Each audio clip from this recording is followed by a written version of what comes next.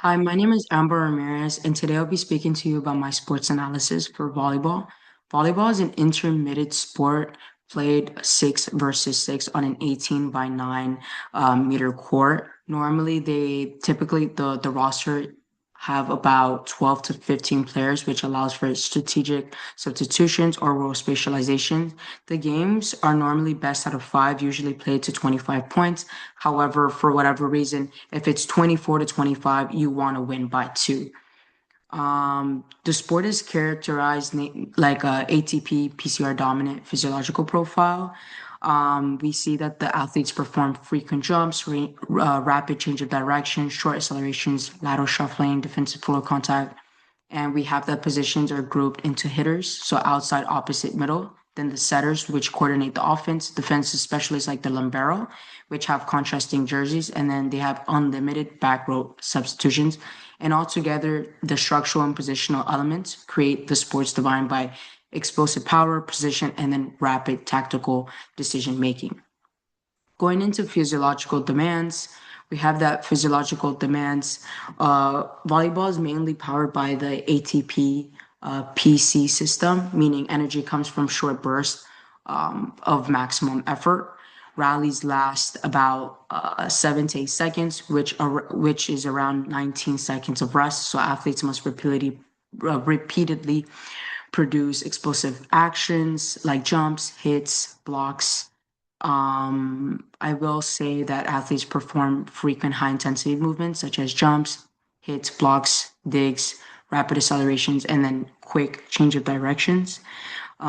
We also see kind of going in a little bit into the biomechanical demands.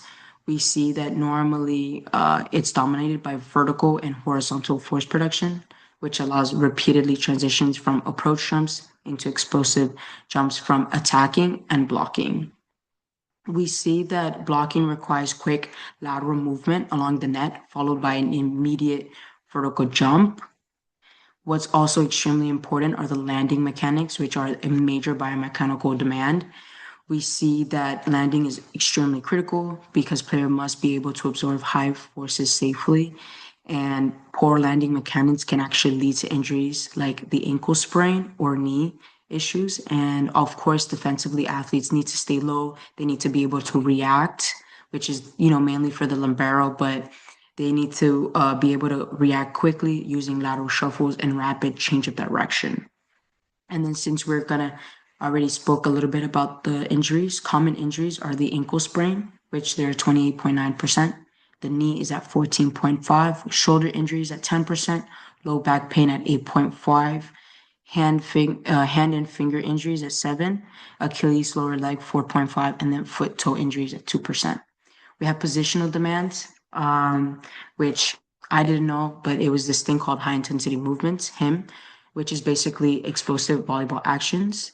And basically, I was able to put them in categories as setters were able to demonstrate the highest high intensity movements, which they are at 0.038 due to their continuous movement of setting the ball and then their defensive responsibilities.